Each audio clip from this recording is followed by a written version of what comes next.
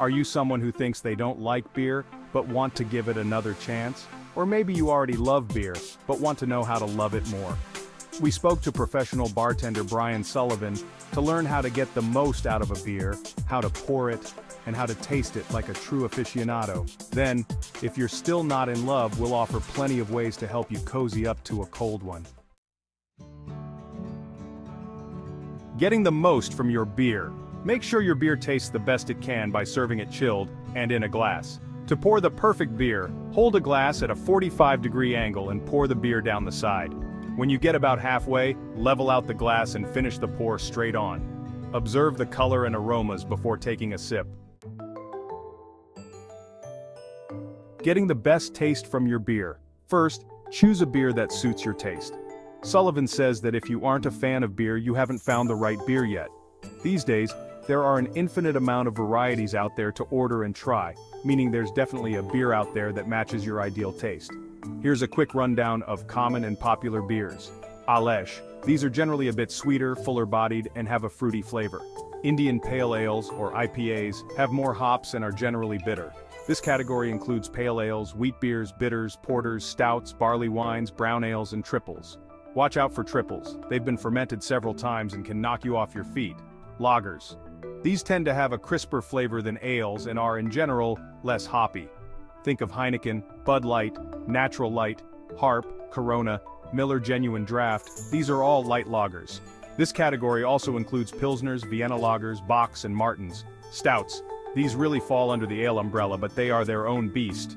A stout is dark and often creamy with tastes of chocolate and coffee undertones. There are also oatmeal and oyster stouts too. For these, think Guinness, Beamish, and Samuel Smith oatmeal stouts. Bitters. These are English ales that have a deep bronze look and a well-hopped flavor, in other words, bitter. In general, they have greater depth than IPAs. It's hard to qualify their taste beyond that, as there are several categories: session or ordinary bitter, best or regular bitter, and premium or strong bitter, often called extra special bitters or ESB. Wheat beer or Hefeweizen. This is an ale with a light yet hazy appearance. It often has a slight banana or clove flavor. Sometimes it's spicy or appley too. It's not bitter and it's often served with a wedge of lemon. Next, drink out of a glass for the best experience and choose the right glass. Sullivan tells us to pour your beer into a glass that is meant for the beer you are drinking, and that different glasses can affect the chemistry and taste of the beer. There's nothing wrong with drinking from a bottle or can, or even just a random glass from the cupboard, but getting the right glass can elevate the experience. Glass mugs, good for IPAs, red, black, brown, and blonde American ales, Pilsner, English stouts, smoked beers, wit beers, American and English porters. Pint glasses, good for American ales, IPAs, pale ales, English bitters, and mild English ales, cream ales, dark lagers, and stouts. Goblets, Belgian IPAs, and strong dark ales, quadruples and triples. Pilsner glasses, Vienna and Japanese lagers, Euro darks and strong lagers, American malt liquors, pale and red lagers, Doppelbocks, Weizen glasses, dark and pale wheat ales, and all Weizens. Third, drink the beer cold. It's important to store your beer in a cool area, away from direct light, heat, and at a constant temperature. Sullivan says that ideally most beers should be kept around 50 to 60 degrees Fahrenheit, or 10 to 16 degrees Celsius. Anything higher and the lifespan of your beer will be shortened. Anything lower and you'll make it hazy or cloudy. Generally, the lower the alcohol content, the colder your beer should be. Strong beers like barley wines, triples, and dark ales will be best enjoyed when kept just below room temperature, around 50 to 60 degrees Fahrenheit or 10 to 16 degrees Celsius. Standard ales like bitters, IPAs, Doppelbocks, Lambics, stouts, etc. should be at cellar temperature, or 50 to 55 degrees Fahrenheit or 10 to 13 degrees Celsius. Lighter beers, think lagers, pilsners, wheat beers, milds, etc., should be around refrigerated temperature, or 45 to 50 degrees Fahrenheit, or 7 to 10 degrees Celsius. Finally, choose the right beer to complement your meal. Just like wine, beer pairs fabulously with food, but pairing the right beer with the right flavor profile is key. Lighter foods like salads and fish go with lighter beers. Heavier foods and meatier meats go with darker beers. Regional beers are also often paired with foods of that region. Apart from that, here are a few things to remember. Does your beer have a caramel, cocoa, or coffee flavor? Pair it with a smoky flavor like with char-grilled foods. Is your beer hoppy? This can provide an herbal balance to fattier foods like salmon, pizza, and fried foods. Is your beer sweet and fruity? It'll be great with appetizer plates like grapes, cheeses, and bruschetta. Clean your beer glass with hot water beforehand. A dirty glass might contain oils or grime that interferes with the true flavor of your beer, and also affect the head or foam. Run your glass under hot water and use a clean sponge to scrub it, for a quick clean. For a more thorough clean, combine 2 teaspoons of salt, a quarter teaspoon of baking soda, and 4 teaspoons of water. Then use the mixture to scrub the glass, rinsing it with hot water afterward. Don't mix your glasses either. If it's a beer glass, use it as just a beer glass. Try putting beer in a milk glass, and you'll get the picture. Also, stick the empty glass in the fridge ahead of time to enjoy a more thoroughly chilled beer. Start pouring the beer into the glass at a 45-degree angle. For the perfect pour, aim for about 1 to 1.5 inches of head, or foam. To achieve this, private chef Ollie George Sigliano recommends tilting the glass itself, then pouring. The beer should stream down the midpoint of the side of the glass, allowing it to aerate. This creates the head. Having a head is very important to get to the true flavors of the beer. Without it, you'll lose part of what makes your beer tasty and delicious. It'll also provide a stronger, more decadent aroma.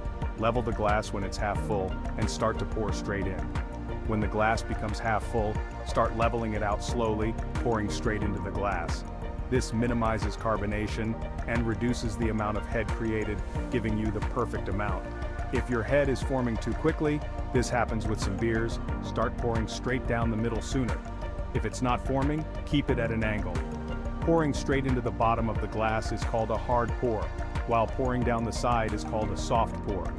Some people prefer a double pour for heavier beers like Guinness, and say it enhances the aroma and flavors. This is when you pour it half full, wait for the head to dissipate, then finish the pour. Examine your beer's color and carbonation. Beer isn't all about flavor. You can tell a lot by its appearance too. Start by holding your beer up and examining it. What color is it? Is it more clear or more opaque? What does the head look like? Keep the answers in mind as you move on to taste it, and you'll learn a lot about how a beer's looks hint at its taste. Is the head foamy, creamy, quick to disappear? Consider its color. Is it more golden, red, or chestnut, pale or deeply colored? Test its consistency. Is it creamy, thick or thin, hazy with debris, or clean as a whistle? Swirl your beer a bit, then give it a smell. A gentle swirl releases the aromas and fragrances of your beer and tests its head retention. After a swirl, bring your nose to the rim and sniff, considering its aroma. Does it smell earthy, sour, sweet, woody, chocolatey, fruity? Smell contributes to your sense of flavor, so you're already getting a little taster here. Also, inhale through your mouth to see if the beer's vapors have a different presence on your tongue than in your nose. Ask, does this beer differ from other beers you're used to when you swirl it around? How does the carbonation loosen? What happens from the bottom to the top of the beer? Take a few small, thoughtful sips. Let the beer linger on your tongue at first. Small sips let you pick up on flavors and sensation without overwhelming your palate. As you sip, consider, how does it feel in your mouth? Now breathe out. This could change the taste as mucus gets released. Detect even the smallest flavors like salty or sweetness. How does it change as it warms in your mouth too? Then swallow. Then repeat. Repeat, repeat, repeat, and repeat. How is it changing with every sip? Does it change as you reach the bottom of your glass? Once you've sipped and thought about the flavor, feel free to drink up before it gets warm, otherwise it can skunk and the flavors would spoil. Choose lighter beers that aren't as intense. If the inherent flavors of beer tend to put you off, reach for a milder, lighter variety to help you enjoy the beer. These tend to more closely resemble things like ciders, wines, or seltzers while still being beer. For example, Pilsners tend to be easy drinkers that are light on the palate. Other good beginner beers are light ales, fruited or fruity beers, gozes, and weisses. Drink it cold to dampen its flavor. The colder the beer, the less you can pick up on its flavors, including the flavors that make it bitter, hoppy, earthy, or anything else you might not like.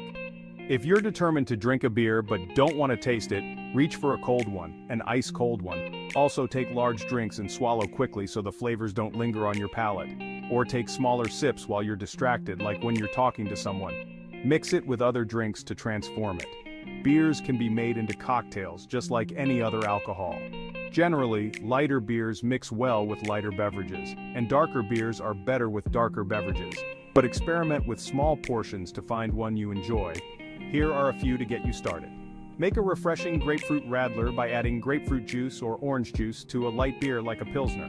Make a delicious shandy by adding citrus juices or other fruit juice to a light beer. Make a traditional German cocktail by mixing a dark beer with Coca-Cola. Try another drink if you don't like beer. Sullivan reminds us that it's okay to just not enjoy beer. If you've tried it but just can't get into it, there's no shame there. Reach for a cider, seltzer, or something else. After all, the idea behind any alcohol is to enjoy yourself, not make yourself miserable by doing something you don't enjoy.